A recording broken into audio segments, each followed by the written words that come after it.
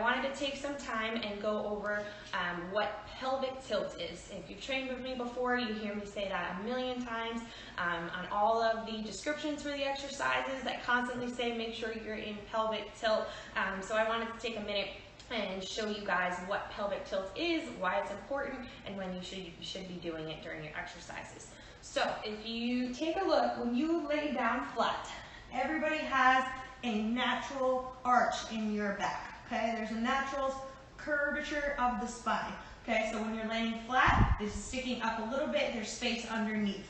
When you're doing a core exercise, you want to make sure you pull into pelvic tilt position. So you're going to take your belly button and you're going to pull it into your spine and tuck in those hips, bringing the pelvis this way. So now as you can see, there's no more space. I can't fit my hands underneath.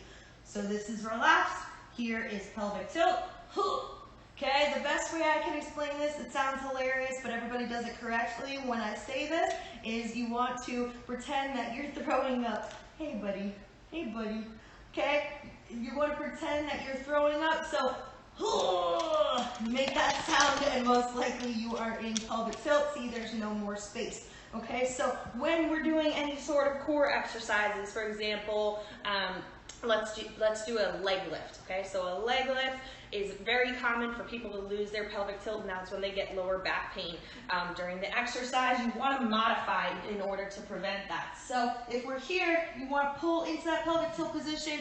There's no space underneath my spine, and I'm going to lower down, and as you can see, still no space here. Okay, common error that people make is they lower down and this happens, and that's when your lower back starts to bother you, your abs are released, and your lower back is pulling in. Okay, so you want to make sure, squeeze into that pelvic tilt position and maintain it throughout the entire core exercise.